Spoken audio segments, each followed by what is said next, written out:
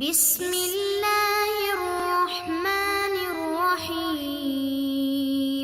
السلام علیکم ورحمۃ اللہ وبرکاتہ۔ بسم اللہ الرحمن الرحیم۔ عزیز طلبہ، امید ہے آپ سب خیریت سے ہوں گے۔ آج ہم لیول نمبر 3 کا سبق نمبر 6 پڑھیں گے، جس کا عنوان ہے محمود جوازی قاعدہ نمبر 5 اور قاعدہ نمبر 6۔ اس سے قبل اسباق کے اندر ہم قاعدہ نمبر 1 سے لے کر قاعدہ نمبر 4 تک پڑھ چکے ہیں اور ان کی مثالیں اور مشقیں بھی ہم دیکھ چکے ہیں۔ آج کے سبق میں ہم قاعدہ نمبر 5 اور قاعدہ نمبر 6 پڑھیں گے۔ تو آئیے اپنا سبق شروع کرتے ہیں اور معمول کے مطابق چند مثالوں سے بات کو سمجھنے کی کوشش کرتے ہیں۔ آپ اپنی اسکرین پہ چند جملے دیکھ رہے ہیں۔ سب سے پہلے ہے اَأَمِنْتُمْ مَنْ فِي السَّمَاءِ أَنْ يُرْسِلَ، اور دوسرا اَمُقْرِئُونَ أَنْتُمُ السَّلَامَ عَلَى أَخِيكُمْ، اور تیسرا اَأَمِنْتُمْ مَنْ فِي السَّمَاءِ أَنْ يَخْسِفَ بِكُمْ، اور چوتھا اَأَنْتُمْ تَزْرَعُونَهُ أَمْ نَحْنُ الزَّارِعُونَ۔ یہ 4 جملے آپ اپنی اسکرین پہ دیکھ رہے ہیں۔ جملہ نمبر 2 کے سوا باقی تمام جملے وہ قرآن پاک کی آیات کے ٹکڑے ہیں۔ تو سب سے پہلے تو ہم ان الفاظ کی تعیین کر لیتے ہیں جو ہمارے اس سبق کا موضوع ہے اور جس کے متعلق ہم نے اس سبق میں بات کرنی ہے۔ پہلی آیت کے اندر اَأَمِنْتُمْ، دوسرے جملے میں اَمُقْرِئُونَ، اور تیسرے میں اَأَمِنْتُمْ، اور چوتھے میں اَأَنْتُمْ۔ یہ 4 الفاظ ہیں جن سے متعلق ہم نے اس سبق کے اندر بات کرنی ہے۔ چونکہ ہمارا جو بیان چل رہا تھا وہ حمزہ کا چل رہا ہے، تو آپ دیکھ رہے ہیں کہ یہاں پر حمزہ کا استعمال ہوا ہے اور کہیں پر 2 حمزہ اکٹھے ہیں اور کہیں پر 1 حمزہ موجود ہے۔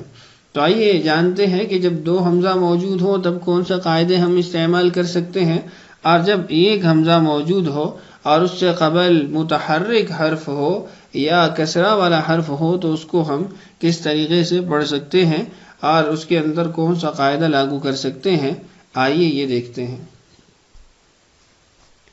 قاعدہ نمبر 5، اگر متحرک حرف کے بعد حمزہ متحرکہ ہو تو اس کو بینہ بینہ قریب اور بینہ بینہ بعید دونوں طریقوں سے پڑھنا جائز ہے۔ بینہ بینہ پڑھنے کو تسہیل بھی کہتے ہیں، یعنی آسانی سے آپ اس کو پڑھ سکتے ہیں، دونوں حرکتوں کے درمیان آپ اس کی ادائیگی کر سکتے ہیں۔ ایک بار پھر دہرا دیتا ہوں، پھر آگے چلتے ہیں۔ اگر متحرک حرف کے بعد حمزہ متحرکہ ہو تو آپ دیکھیے گا مثال میں اَأَمِنْتُمْ، اب متحرک حرف کے بعد حمزہ متحرکہ ہے، اور اَمُقْرِئُونَ یہاں پر بھی را متحرکہ ہے اور اس کے بعد حمزہ استعمال ہوا ہے۔ قاعدہ آپ نے دیکھ لیا کس طریقے سے ان الفاظ کے اندر لاگو ہوتا ہے۔ اب اس کے بعد کرنا کیا ہے، اس کو بینہ بینہ قریب اور بینہ بینہ بعید دونوں طریقوں سے پڑھنا جائز ہے۔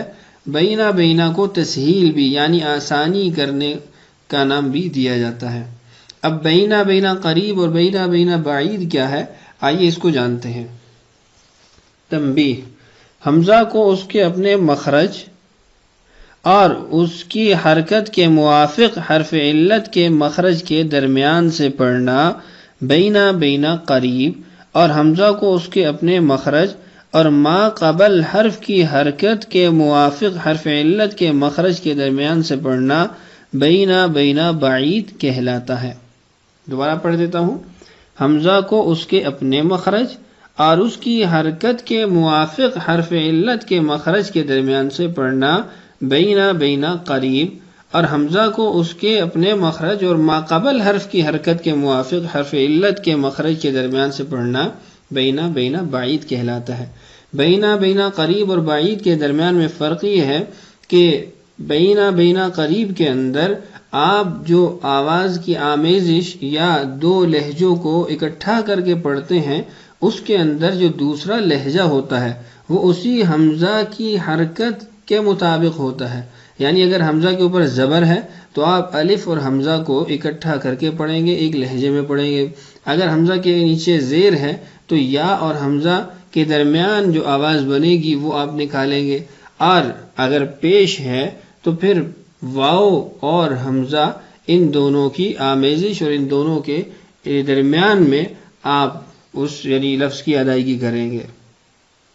اسی طریقے سے بینا بینا بعید کے اندر آپ بجائے اس کے کہ حمزہ کی حرکت کو دیکھیں، آپ حمزہ سے ماقبل آنے والے حرف کی حرکت کو دیکھیں گے۔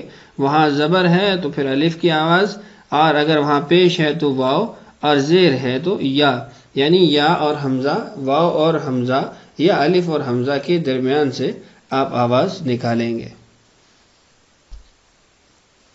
مثلا سآلہ میں بینا بینا قریب اور بعید ایک ہی ہے، اس لیے کہ حمزہ کو اس کے اپنے مخرج اور الف کے مخرج کے درمیان پڑھنا ہے، کیونکہ حمزہ بھی مفتوح ہے، اس کا ماقبل بھی مفتوح ہے، تو دونوں صورتوں کے اندر حمزہ اور الف ہی کی آواز یعنی اس کے درمیانی مخرج سے آپ پڑھیں گے۔ اور سئیمہ میں حمزہ کو اس کے اپنے مخرج اور یا کے مخرج کے درمیان پڑھنا بینا بینا قریب ہے، جبکہ حمزہ کو اس کے اپنے مخرج اور الف کے مخرج کے درمیان پڑھنا بینا بینا بعید ہے۔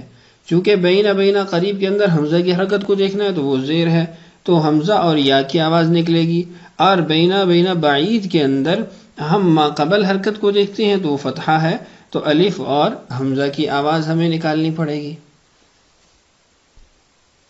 اور لؤما میں حمزہ کو اس کے اپنے مخرج اور واو کے مخرج کے درمیان پڑھنا بینا بینا قریب، جبکہ حمزہ کو اس کے اپنے مخرج اور الف کے مخرج کے درمیان پڑھنا بینا بینا بعید ہے۔ چونکہ حمزہ کے اوپر پیش ہے تو ہم واو اور حمزہ ان دونوں کے درمیان مخرج سے یہ لفظ ادا کریں گے، اور اگر ہم بینا بینا بعید کے اعتبار سے ادائیگی کریں تو پھر لام کی حرکت کو ہم دیکھیں گے جو حمزہ سے ماقبل حرف ہے، تو وہ چونکہ زبر ہے تو ہم الف اور حمزہ کے درمیان سے مخرج یعنی جو ادا ہوگا اس سے اس حرف کو پڑھیں گے۔ تو یہ تھا ہمارا قاعدہ بینا بینا قریب اور بینا بینا بعید۔ تو اس قاعدے کے مطابق ہم اپنی ان مثالوں کو دیکھتے ہیں جو ماقبل میں ہم نے لکھی تھی۔ پہلا لفظ ہے اَأَمِنْتُمْ۔ اب حمزہ سے ماقبل جو حرف ہے اس پہ بھی فتحہ ہے اور حمزہ پہ بھی فتحہ ہے، تو اس کا بینا بینا قریب اور بعید دونوں کے اندر ہم الف اور حمزہ کی آواز کی ادائیگی سے اس لفظ کو ادا کریں گے اور اس قاعدے کو استعمال کر سکتے ہیں۔ جبکہ امقرئون کے اندر آپ دیکھ رہے ہیں کہ حمزہ سے قبل زیر ہے اور حمزہ کے اوپر پیش ہے، تو اس کو بھی دو طریقے سے ہم پڑھ سکتے ہیں، یا تو حمزہ اور واو کی آواز نکالیں گے یعنی اس کے درمیان سے جو مخرج بنے گا وہ نکالیں گے، یا پھر حمزہ اور یا ان دونوں کے درمیانی مخرج سے ہم اس لفظ کی ادائیگی کریں گے، چونکہ ایک صورت کے اندر واو کے ساتھ تقابل ہے اور ایک صورت کے اندر یا کے ساتھ تقابل ہے۔ تو آپ نے دیکھا کہ ان دونوں الفاظ کے اندر بینا بینا قریب اور بینا بینا بعید دونوں قاعدے لاگو ہوتے ہیں۔ آئیے اب اگلا قاعدہ پڑھ لیتے ہیں۔ قاعدہ نمبر 6، اگر حمزہ پر حمزہ استفہام داخل کریں تو دوسرے حمزہ کو ایسے حرف سے بدلنا جس سے تخفیف پیدا ہو، جیسے اَأَنْتُمْ کو اَوَنْتُمْ پڑھنا جائز ہے، نیز اسے بطور تسہیل بینا بینا قریب یا بعید پڑھنا اور دونوں حمزوں کے درمیان الف متوسطہ لانا بھی جائز ہے، جیسے اَأَنْتُمْ۔ تو اس کے اندر دو قاعدے استعمال ہو سکتے ہیں، بینا بینا قریب بھی اور بینا بینا بعید بھی، اور اسی طریقے سے حمزہ استفہام کے ذریعے جو ہم نے قاعدہ نمبر 6 پڑھا وہ بھی اس پر لاگو ہو سکتا ہے۔ تو آئیے ذرا اس قاعدے کو بھی ان مثالوں پہ لاگو کر لیتے ہیں۔ اَأَمِنْتُمْ مَنْ فِي السَّمَاءِ، تیسرے نمبر والا لفظ۔ اب امنتم یہ تو فعل ہے، ابتدا میں حمزہ استفہام ہے، تو ہم نے کہا جب حمزہ سے قبل حمزہ استفہام آ جائے تو اس کو بینا بینا قریب اور بعید کے قاعدے سے بھی پڑھ سکتے ہیں، یعنی حمزہ اور الف کی آواز۔ اسی طریقے سے قاعدہ نمبر 6 بھی ہم یہاں پر استعمال کر سکتے ہیں، تو اَأَمِنْتُمْ کو اَوَمِنْتُمْ بھی ہم پڑھ سکتے ہیں۔ اسی طریقے سے اَأَنْتُمْ کو ہم اَوَنْتُمْ بھی پڑھ سکتے ہیں، اور آ انتم بھی پڑھ سکتے ہیں بینا بینا قریب اور بعید کے اعتبار سے۔ تو یہ تھی مثالیں جن کو ہم نے قاعدوں کی مدد سے سمجھا، اور جو قواعد ہم نے پڑھے تھے ان کو ہم نے ان مثالوں پہ لاگو کیا۔ امید ہے سبق آپ کو اچھے طریقے سے سمجھ آ گیا ہوگا۔ آئیے اب اپنی مشق کی طرف بڑھتے ہیں۔ مشق مثال قاعدہ نمبر 5۔ چند مثالیں یہاں لکھی گئی ہیں، آپ نے ان کے اوپر ان قواعد کا اجرا کرنا ہے، ان کو لاگو کرنا ہے۔ پہلا ہے یتأخر، التأم، دأب، نقرأ، نبدأ۔ أأمنتم من في السماء أن يخسف بكم الأرض فإذا هي تمور هل أنتم مدرئون عن أنفسكم الموت أمقرئون أنتم السلام على أخيكم مني۔ مثال قاعدہ نمبر 6۔ أأنتم تزرعونه أم نحن الزارعون أإذا كنا عظاما نخرة أأمنتم من في السماء وقالوا أإذا كنا عظاما ورفاتا أإنا لمبعوثون أأصحاب محمد صلى الله عليه وسلم أأخذتم أولادكم إلى شاطئ البحر۔ تو یہ دونوں قاعدوں کی چند مثالیں آپ کے سامنے موجود ہیں۔ ان مثالوں کے ذریعے آپ ان قاعدوں کو سمجھنے کی کوشش کریں اور ان قواعد کا ان پہ اجرا کریں۔ اللہ تعالی ہم سب کے لیے سمجھنا اور سمجھانا آسان کرے۔ اللہ تعالی ہم سب کا حامی و ناصر ہو۔ آج کے لیے اتنا ہی کافی ہے، اجازت دیجیے۔ السلام علیکم ورحمۃ اللہ وبرکاتہ۔